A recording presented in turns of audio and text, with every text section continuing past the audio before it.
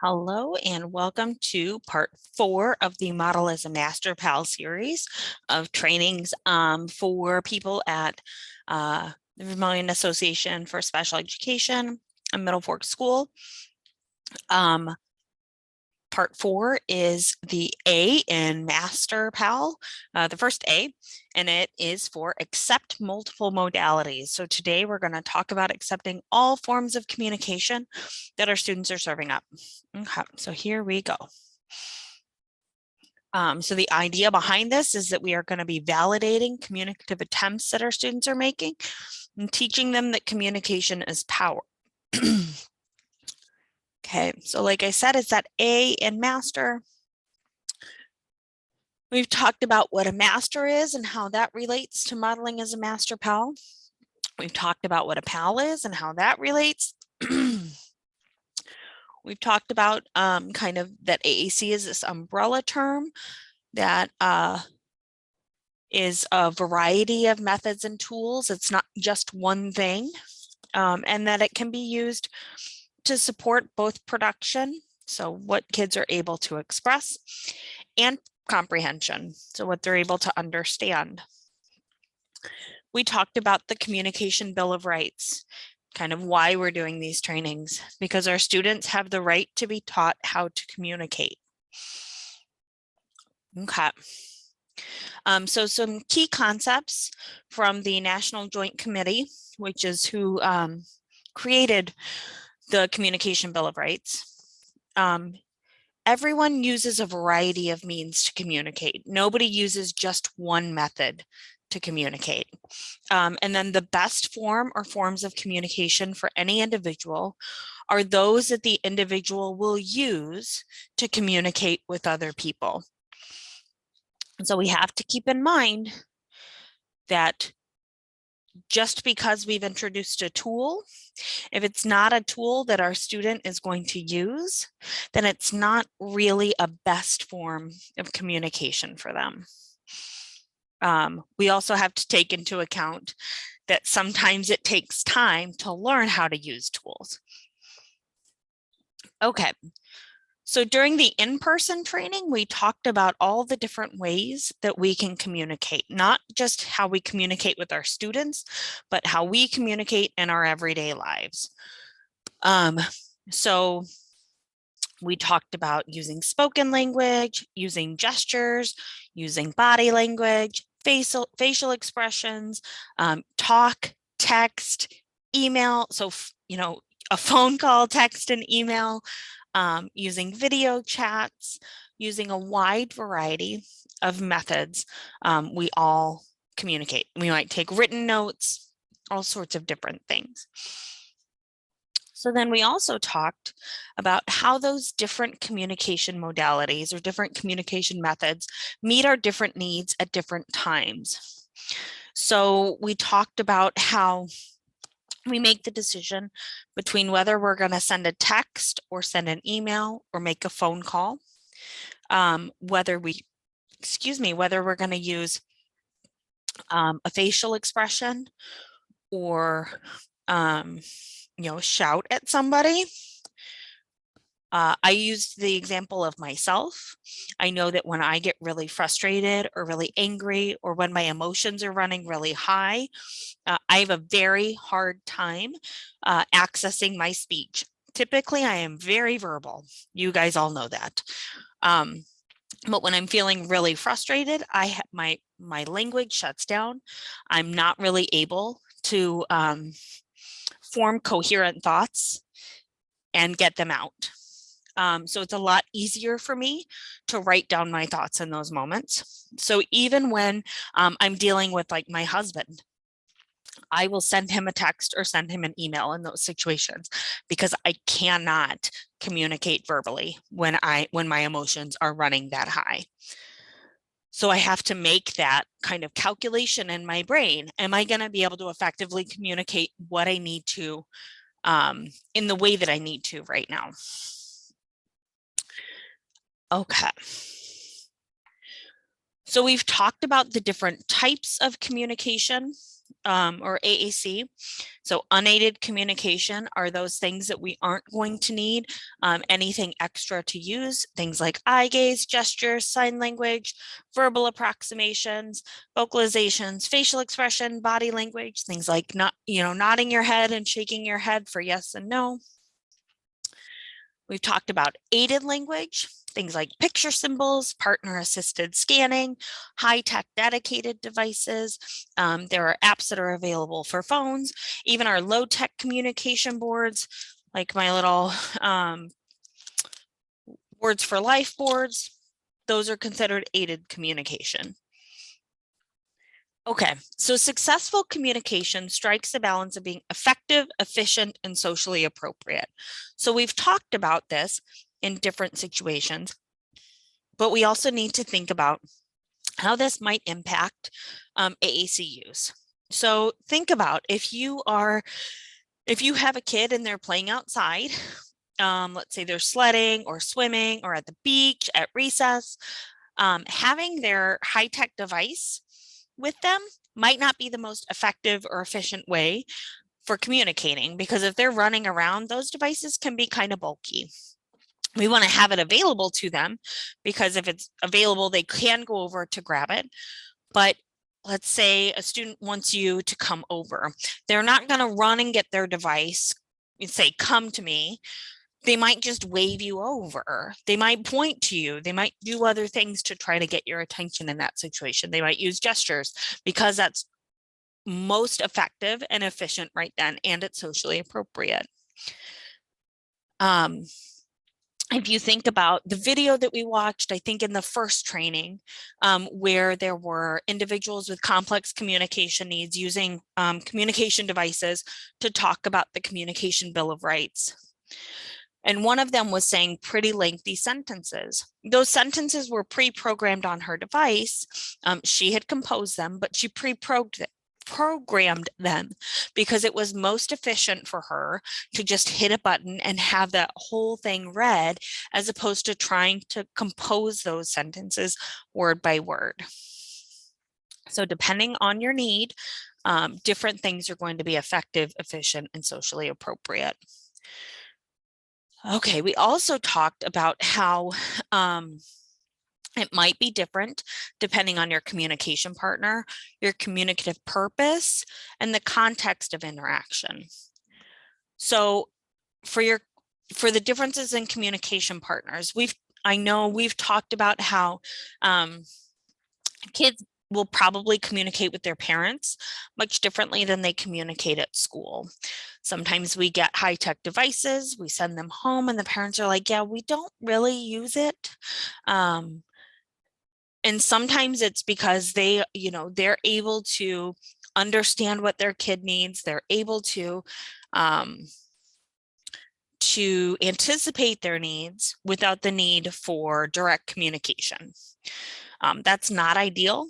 Ideally, what might happen is the kid is communicating without their device, but the parent is doing some modeling on the device. Depending on the communicative purpose. So if my purpose is to get your attention, I'm going to make a lot of noise and try to, do anything to get your attention on me. If my talker doesn't get loud enough, that might not get your attention. If my goal is to gain social closeness, I may just use body language and get closer. I may open my arms for a hug, those kind of things. Another thing that matters is the context of interaction. It's going to change if I'm on the playground versus whether I'm in the classroom, if I'm sitting down versus whether I'm running around. There's a lot of different things about the context of interaction that can change which modality is going to be the most successful in that situation.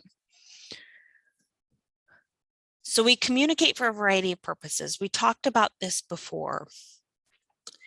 It depends on the communication partner to interpret the message that a student is is communicating, right? Some messages are easier to interpret than others, but we do this even with young infants. So we had talked about this idea of using the same word to communicate different things.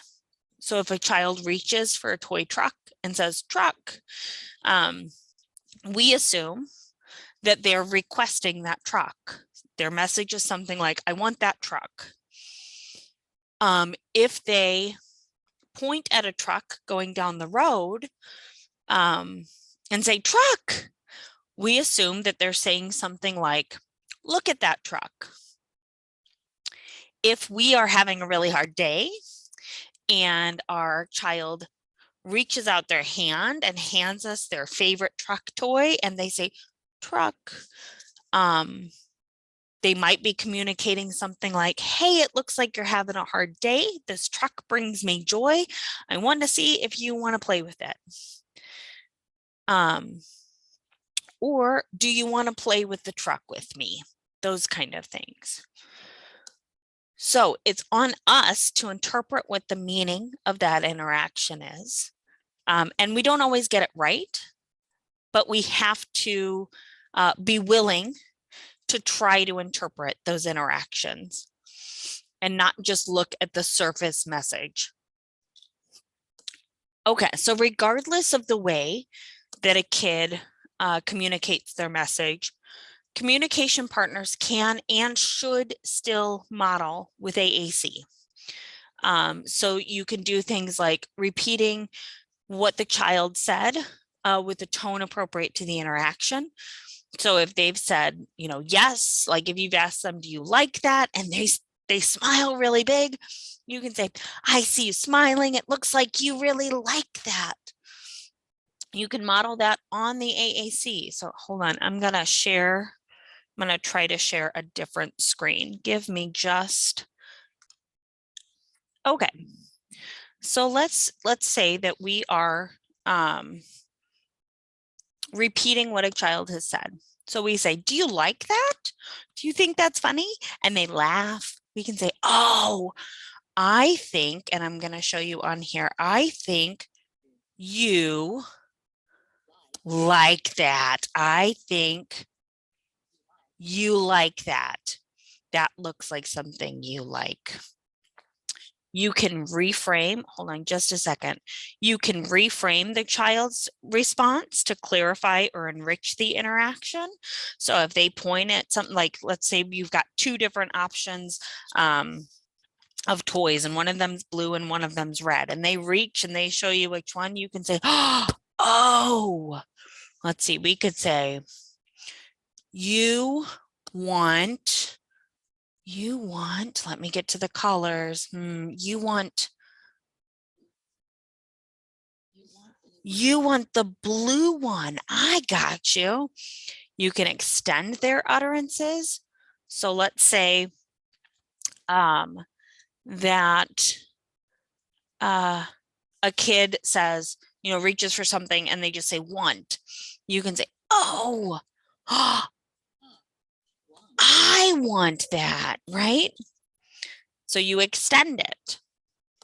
You can give a natural response. So let's say a kid asks for something and they can't have it right now. You can say something like, let me find the word. I'm having a tough time finding it. I know you want that. I know you want that. Darn it. But you can't have it right now. We can't have it right now. Darn it. You can even go to, let's see. We could say, I'm disappointed. I would be disappointed too. That stinks. Okay. Let me change what I'm sharing here. Okay. So regardless of the child's modality, regardless of whether they're using their communication system to communicate, you can still model back on their communication system. You can explicitly express, I don't understand. And what that helps them do. So here, let me share that one more time. Okay. So what that helps kids do is it helps them realize in some cases, they can take responsibility for fixing a communication breakdown. So on the Dynavox devices that look like this, if you go to quick fires, and then I think it's under social, we can say, I don't understand. I'm sorry. I don't understand. Darn it. And then we can ask them to clarify. It helps them learn to repair communication breakdowns. It can help them gain practice with their communication tools too.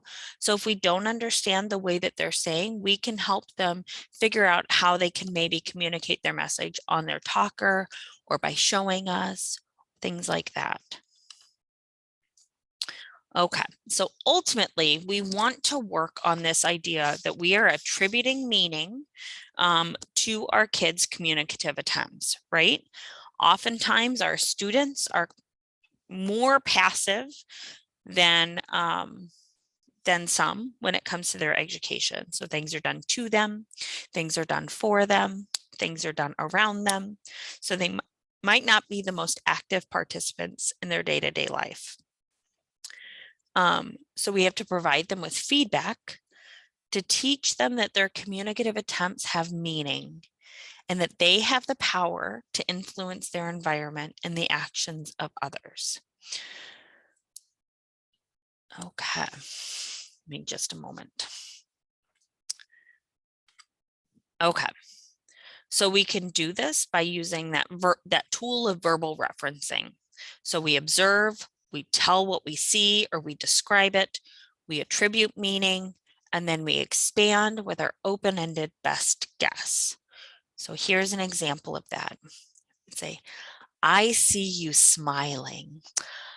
I think you like it. I wonder maybe if you want more. So you are reaching for the puzzle. Let's make it together. Do you think we can do it? Do you think we can do it? Can we put it together? Let's get all of the pieces. Verbal referencing. I can see you do not like that. Let's get something different.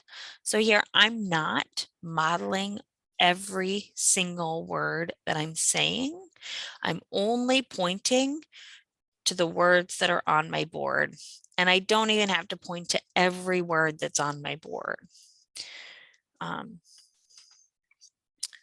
So in this case, their kid is maybe talking to their mama. I heard a I think you are trying to get my attention.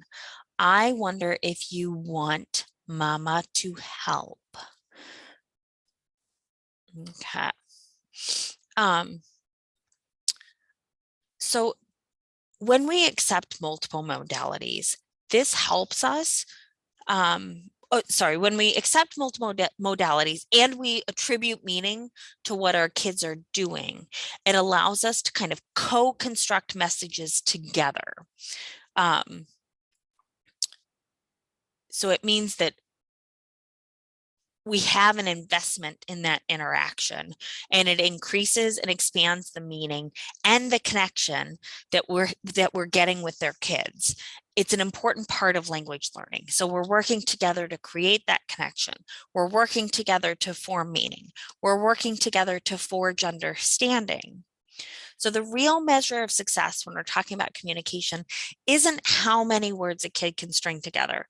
Of course, we want kids to be composing nice long sentences that have all the details that we want, but the biggest measure of success is whether our kids come away from a communication interaction and they feel understood.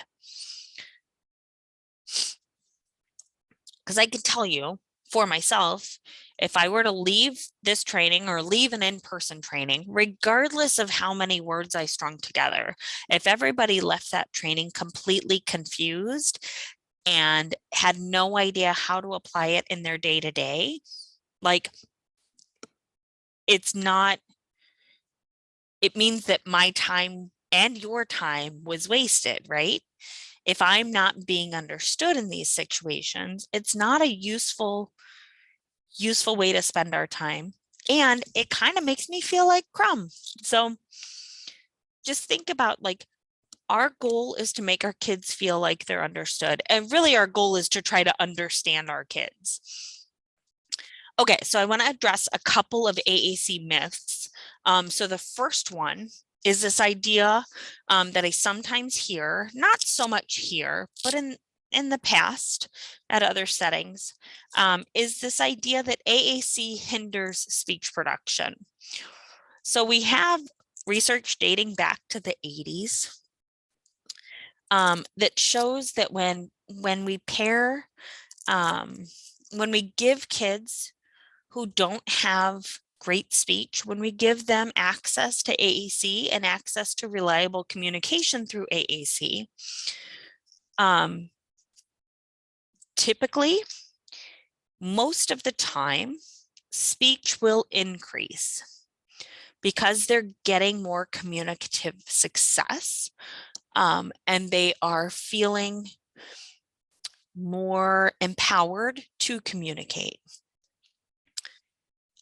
In some cases, the amount of speech output remains the same.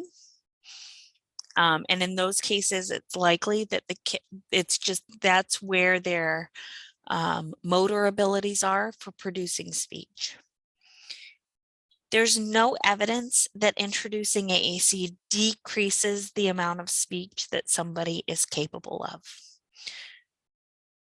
So bottom line, AAC enhances an individual's ability to communicate effectively and independently. So we think about speech being different than language. So speech is what my mouth is able to do. Speech is the sound that comes out of my mouth. Language is something that exists in our head. Language is our vocabulary, the grammar, our ability to kind of combine words and rearrange them to create new meaning. So we want to make sure that we're giving kids, even if they don't have great speech skills, that we are giving kids access to language. We don't want their lack of speech to impact their development of language. Okay, so then there's also this idea of why would we introduce AAC for a kid that can talk? That doesn't make any sense. So in those cases, we want to know the goal of communication is this concept of snug. So we want kids to have access to spontaneous, novel utterance generation. What does that mean? So spontaneous means that they come up with it on their own. It doesn't have to be prompted. They are going to their talker, they're activating a button, they're reaching for you and grabbing you. They're coming up with their communication on their own. It's not, what do you want? And then them responding. Imitated utterances. So novel means that they are, again, it's similar to spontaneous. Imitated means that they're coming up with, novel means that they're coming up with it on their own. Imitated utterances are not novel. So if we are saying to a kid, If we're handing them pretzels or holding pretzels out in front of them and we say pretzels, please, and they repeat back pretzels, please, that's not a novel utterance. Yes, they just parroted back what we asked them to say. Or if we do the same thing on a talker, we show them some pretzels, we have them we model the words pretzels, please on their talker, and they do pretzels, please. That's not novel. We want them to have utterances. We don't want them to just be doing single words. Some kids, some individuals will only make it to single word utterances, right? But we want kids to be able to create, kids, individuals, anybody, to create longer sentences that kind of capture greater meaning, more intent, and meet their needs for social engagement. And then generation means that they're coming up with it on their own. They are able to take different words and understand that a noun comes at the beginning of a sentence typically, or you need a noun for the subject of a sentence and then a verb for the action word, and then maybe there's a noun for the direct object. So you need all those different types of things. You need to know how nouns and verbs and pronouns and adjectives and all that work together, how you can put them together. So rote utterances are not necessarily generative. So if you think of a kid who might say something like, for instance, I saw a student when I was a grad student, or I saw a client when I was a grad student who, when he needed to use the bathroom, he would say, it's not a gas station, it's a bathroom. Or maybe it's not a bathroom, it's a gas station. I can't remember exactly. So he had that chunk of language that one, I didn't know to interpret as I need to use the bathroom until his mom dashed into the room and said, oh my gosh, let's get him to the bathroom. He needs to use the bathroom. So he had that whole chunk of language that he had assigned a meaning to, but he did not necessarily have the words, it is not a bathroom. It is a gas station. So he wouldn't have been able to say, I want to go to the gas station. Like, he wouldn't have been able to take gas station out of that sentence and put it into another sentence yet. He wouldn't have been able to say something like, it's not a ball. Even though he had it's and not and a, he has that as part of a larger chunk of language and he hasn't broken it down yet. So that rote utterance wasn't necessarily generative. He wasn't able to take those different pieces and create something new from it. Okay, there's also this concept that AAC is a last resort intervention. Like, we don't introduce AAC until we've tried everything else. We don't introduce AAC until we've tried speech therapy for, however long, and we know for sure that they're not going to develop speech. Bottom line, AAC enhances an individual's ability to communicate effectively and independently. So we can use AAC to augment existing natural speech. We can use AAC to provide a primary output mode for communication for people who don't have good speech yet. AAC, again, can provide an input and output mode for language and communication. So it helps people understand what's being said to them as well. And it can serve as a language intervention strategy too. So it can serve to help start to develop language, help to put words together for individuals who aren't developing that just with their natural speech. Okay, this was something that I saw on Facebook, and it really took me aback because I know that I have many, many, many times told kids that I love that you used your words. I love that you made that nice long sentence and told me that. So Neuroclastic is a website that is created by kind of neurodivergent individuals, typically autistic, who have a variety of skills and weaknesses. Some of them use AAC to communicate. Some of their content creators use speech. But this one really made me have to stop and reflect on the ways that I have maybe inadvertently reinforced the idea that other forms of communication aren't as valid.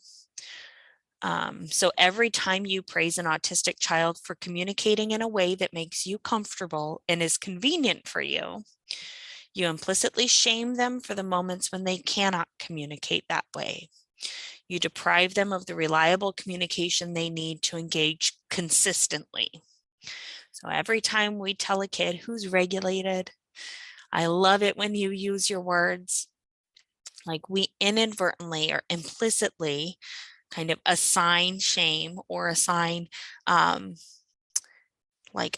negative value to other methods of communication that they might have access to when they're dysregulated. So just like when I was telling you that when I am frustrated or when my emotions are running really high, I cannot compose spoken language to get my needs met in those moments. I am much more reliably able to write down my thoughts, write down what I need. So if every time I spoke using spoken language, my husband said to me, I love it when you use your spoken words to talk to me. It would probably make me feel kind of crappy that when I am most at need of being able to communicate something to him, when I'm frustrated or angry, that he has kind of implicitly told me that the way that I communicate with him in those moments by writing is not the way that he likes to be communicated with. Instead of focusing on the message that's being communicated, he's focusing on the form. So it's just food for thought. I think it's an interesting thing to think about, the ways that we reinforce communication or the ways that we might implicitly assign greater value to certain methods of communication without necessarily thinking about the important messages that are being communicated, even when the method that our kids are using or our students are using might not be the method that makes us the most comfortable. Like maybe they're screaming, but they are screaming to try to get a need met. Maybe, yeah. So it's just food for thought. Okay, so to recap, AAC is an umbrella term. It means many, many things. All language is learned through modeling.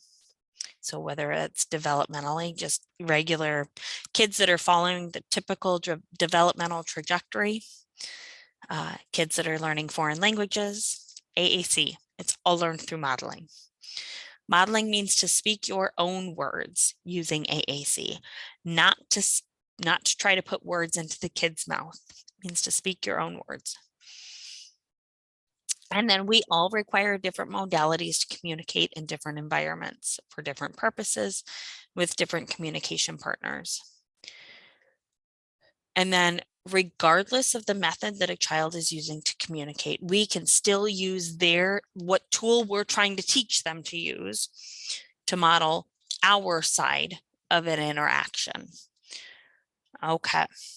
If you have any questions or comments, please feel free to send me an email or shoot me a text or track me down at school. We can certainly talk through any questions or concerns that you have. Thank you so much, and I think that's it.